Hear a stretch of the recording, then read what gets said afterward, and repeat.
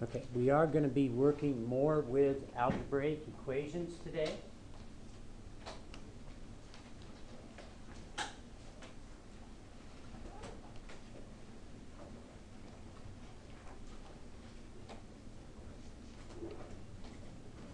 They consider these complex equations because obviously there's more than one step involved.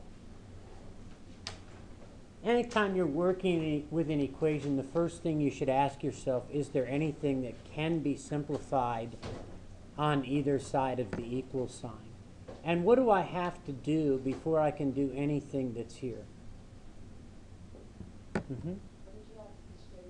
Very good. I do have to distribute the 5 that's on the left side, and I have to distribute the 2 that's on the right side.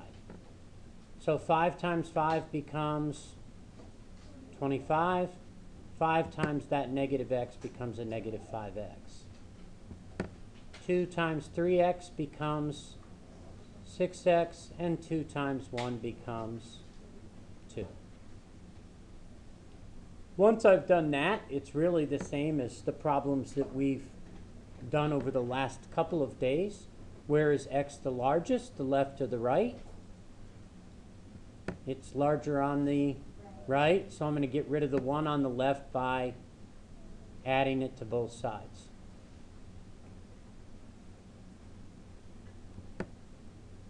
I now have 25 is equal to 11x plus 2. Getting the variable by itself, I've got to get rid of the 2. I'm going to subtract it. I now have 23 is equal to 11x. And my last step is going to be to divide by 11. X is equal to 23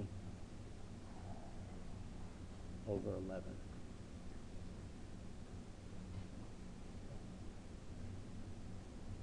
Are there questions on this first example?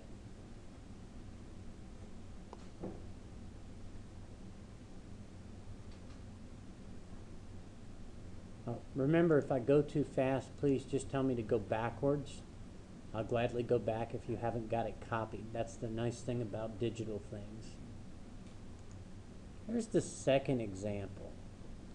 And on this example, I'm going to do this 2 different ways, just so that you can see there's more than one method that you can use.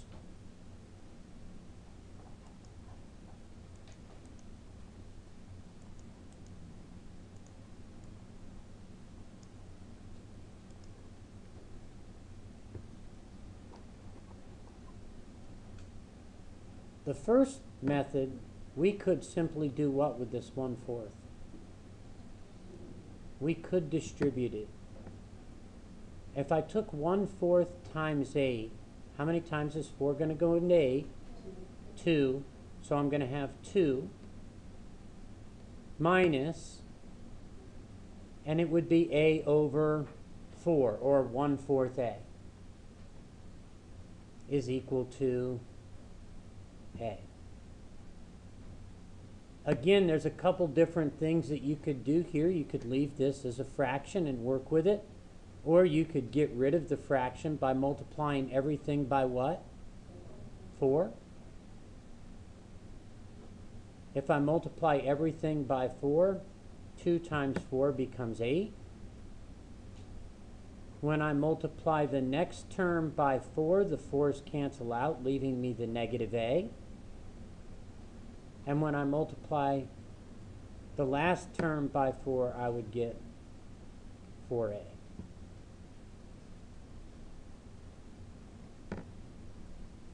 Getting the a's together, I'm going to add a to both sides. I now have 8 equals 5a. And my last step would be to divide. And a is equal to 8 over 5.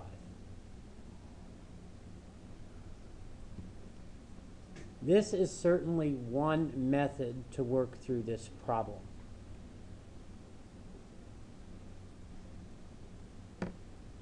When I see a fraction out in front of a parenthesis like this, in general, I don't like to work with that fraction. I can get rid of it right away by, again, multiplying each side. And this time I'm going to write it so that you can see what I'm doing is multiplying both sides of the equation by 4. When I multiply this side of the equation by 4, what's going to happen to this 4 and this 1/4? Yes? It's going to become a 1. So they're basically going to cancel out, leaving me a 1 in front of these parentheses. Do I really need to distribute a 1? No. So it just leaves 8 minus a is equal to 4a. So instead of getting rid of the fraction after I've distributed, I'm going to get rid of the fraction before I go ahead and distribute the fraction through. I'd still add a to both sides. You can see the problem actually now looks the same as what happened after I got rid of the fraction. I have 8 equals 5a. And I would go ahead and divide both sides by 5. A would be equal to 8/5.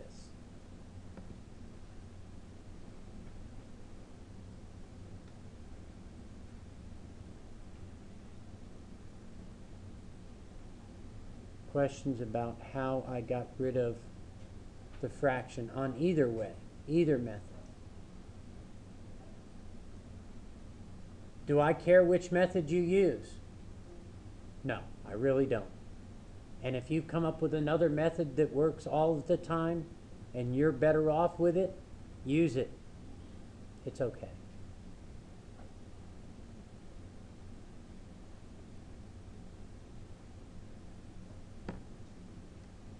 Next example. What makes this problem look different than some of the others?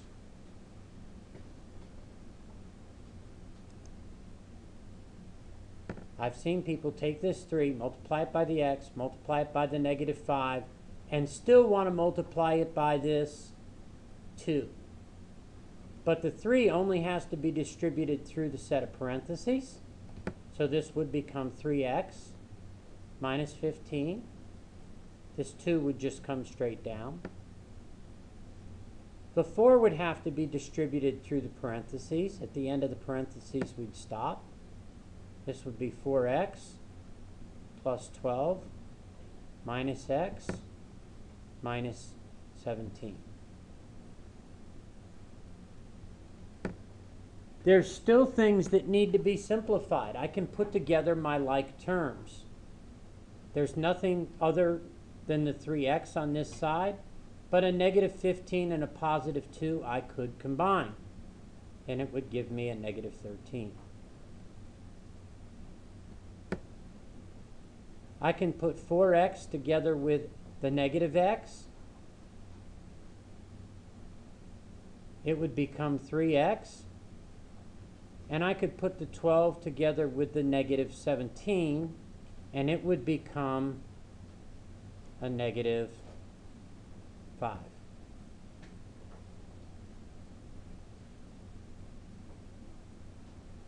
Does anybody see what this answer for this problem is going to be already? Pardon? It is going to be no solution, because you'll notice the x's are the same on both sides. If I get rid of them, I'm left with a -13 is equal to a -5, which is obviously a false statement. So there is, there is no solution. Dang it. There is no solution for it, or the empty set.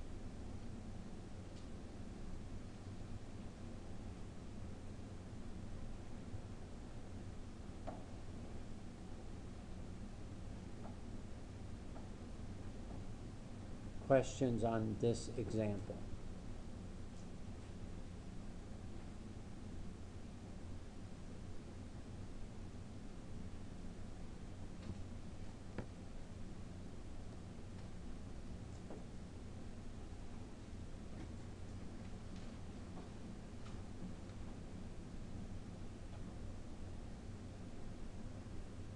Here's another one where I could distribute the fractions, or I could get rid of the fractions before I distribute. If I'm going to get rid of the fractions here before I distribute, what am I going to have to multiply by?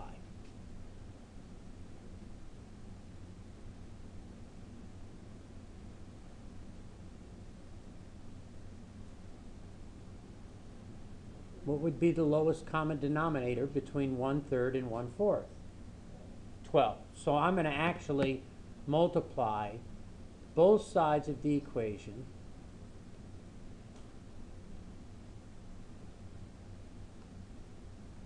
by 12. The multiplication property of equality says if I multiply one side of the equation, I'm going to multiply the other.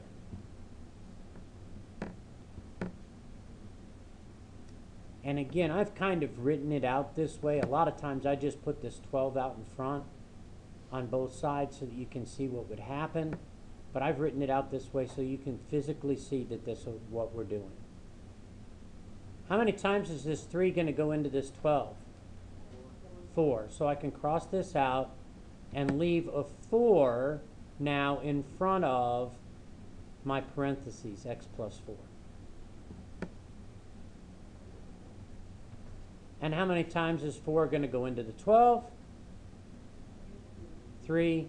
So again, I can cross this out and it would leave a 3 in front of the parentheses. So instead of distributing a fraction now, I'm distributing a whole number through the parentheses.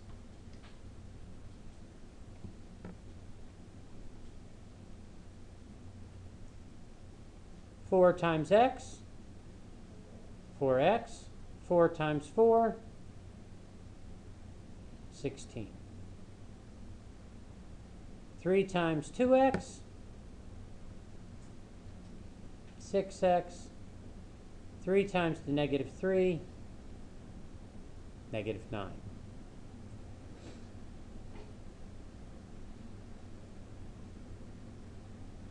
X is larger on the right.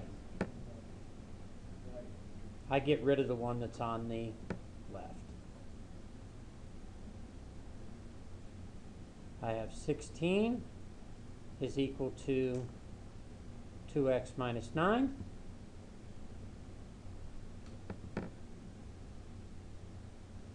I'm going to add 9 to both sides.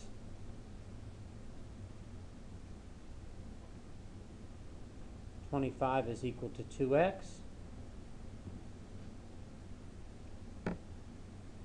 And my last step would be to divide. X is going to be 25 over 2.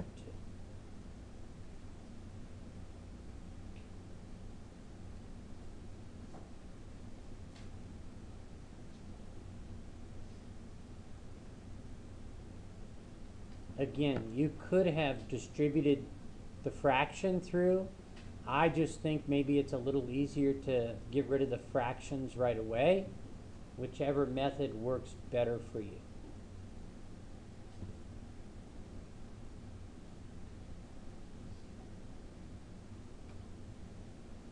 Questions?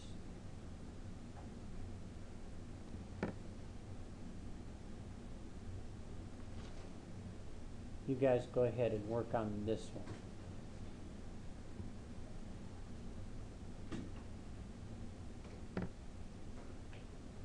We need to distribute 2y minus 10 plus 7 equals 6y plus 6 minus 2y minus 10. Make sure that we put together our like terms. These will go together on this side, become a -3. The y's will go together on this side. 6y minus 2y becomes 4y. The 6 and the -10 will also go together, and it would become a -4. Y is larger on the right.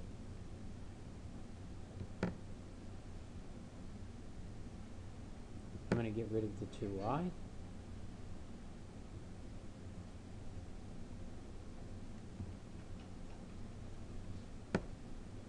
Getting y by itself, I'm going to add 4 to both sides.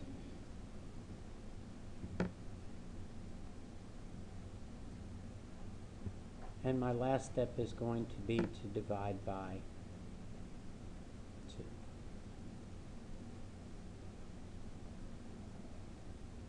So we should end up with y equals 1/2.